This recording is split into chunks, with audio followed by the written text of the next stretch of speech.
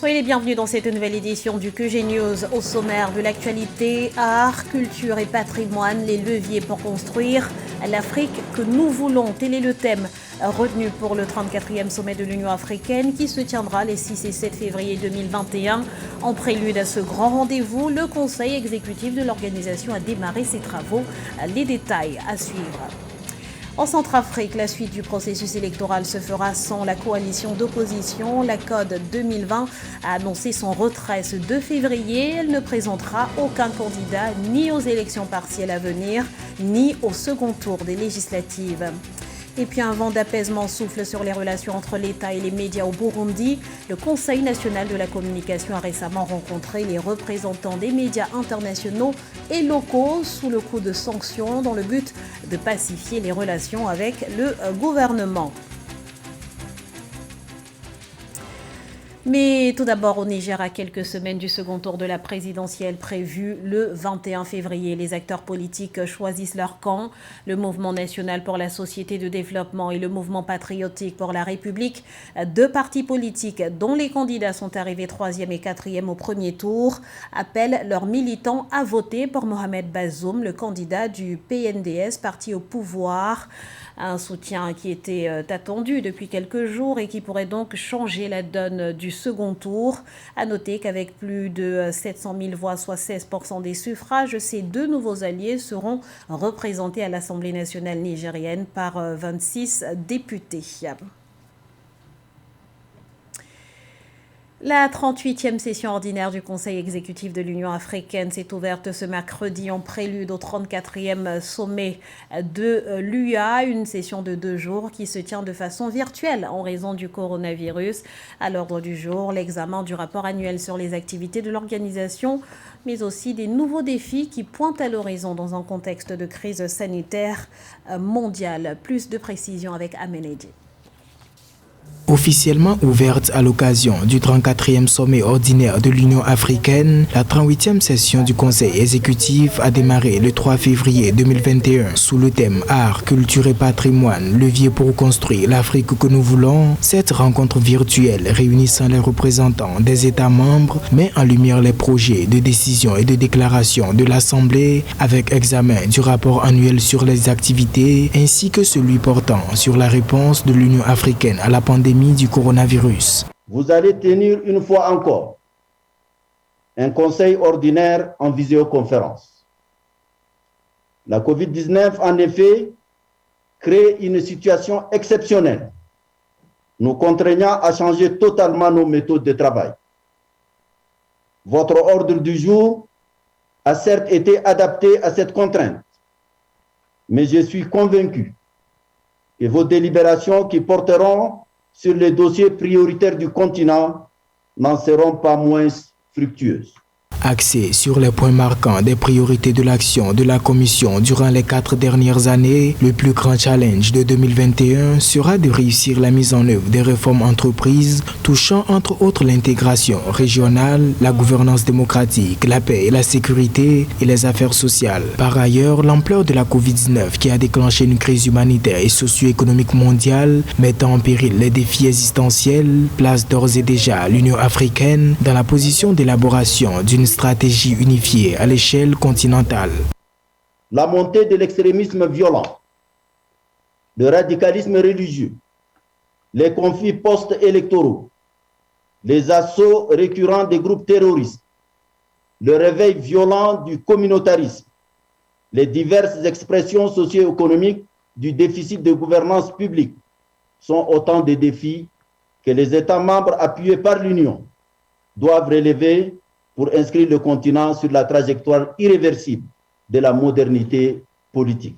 À court terme, les efforts devront se concentrer sur l'arrêt de la pandémie de Covid-19 et sur le renforcement de la protection sociale et des filets de sécurité pour faire face à ces effets immédiats. Le 34e sommet de l'Union africaine, prévu s'étendre jusqu'au 7 février 2021, s'inscrit dans l'une des visions de l'institution qu'est l'accélération des progrès vers une Afrique intégrée, prospère et inclusive. La CODE 2020 jette l'éponge. Après le rejet de la plupart de ses requêtes en annulation du premier tour des législatives, la coalition de l'opposition en Centrafrique annonce son retrait du processus électoral.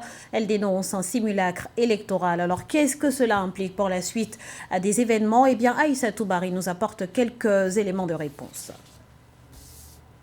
La coalition de l'opposition en Centrafrique a, dans un communiqué, annoncé mardi 2 février se retirer entièrement des élections législatives, dénonçant un simulacre. Une décision qui intervient après l'annonce lundi des résultats définitifs du premier tour des élections législatives. La juridiction suprême a par ailleurs validé l'élection au premier tour de 22 députés sur 140, dont 5 du parti du président Touadéra.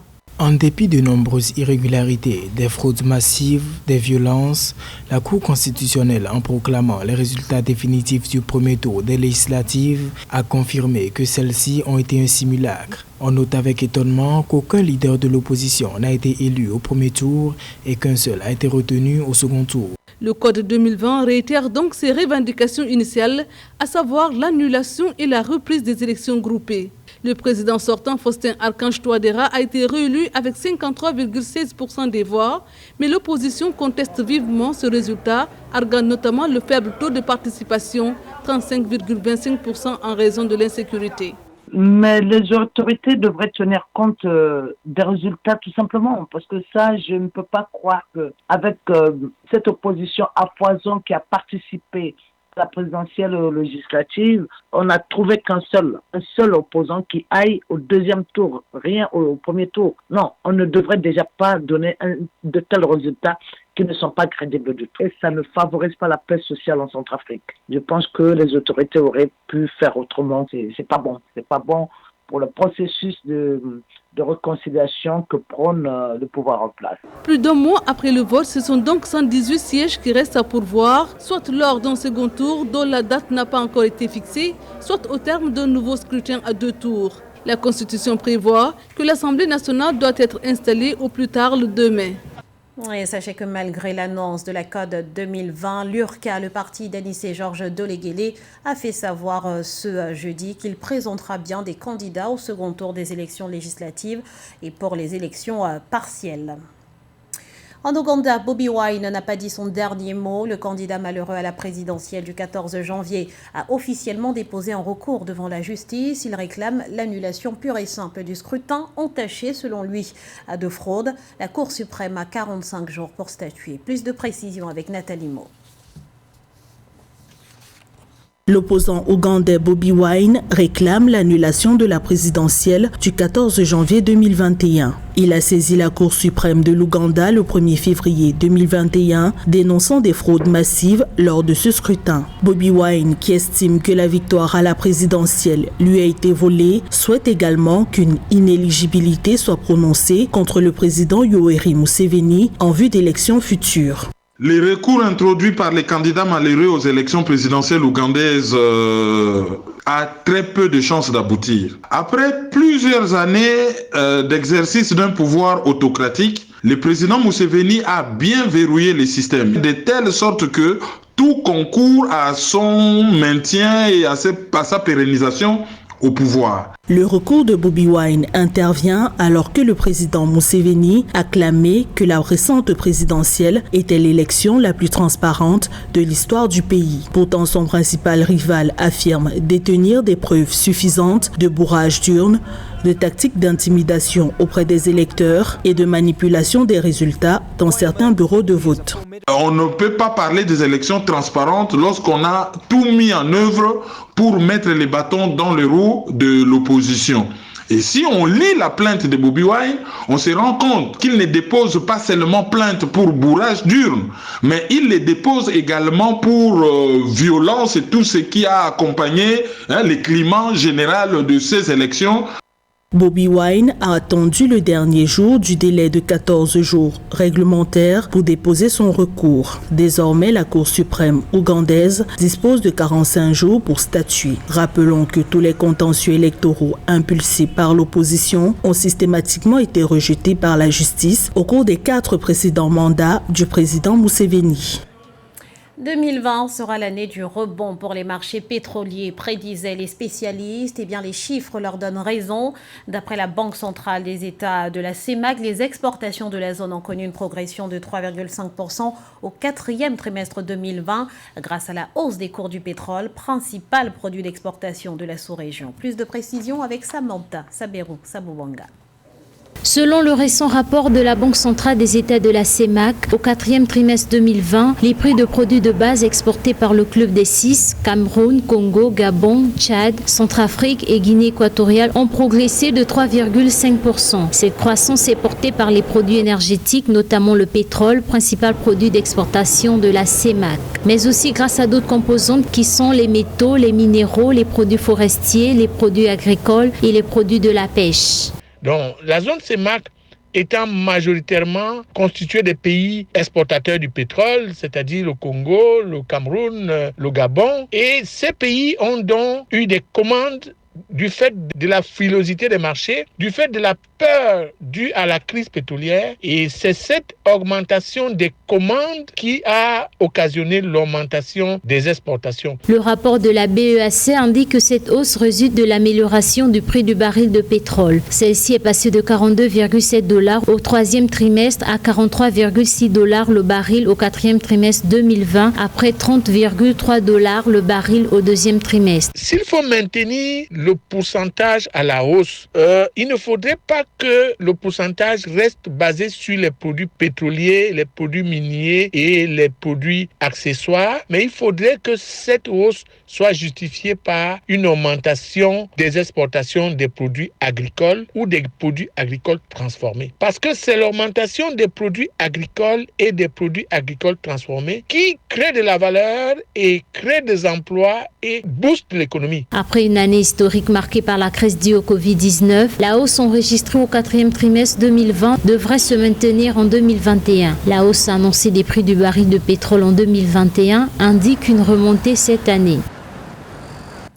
Dialoguer pour mieux vivre ensemble. Au Burundi, le président Evariste Ndayishimiye appelle le Conseil national de la communication à rencontrer les acteurs de la presse, ceci dans le but de pacifier les relations tumultueuses entre l'État et les médias depuis plus de 6 ans. Plus de précisions avec Philomène Tina.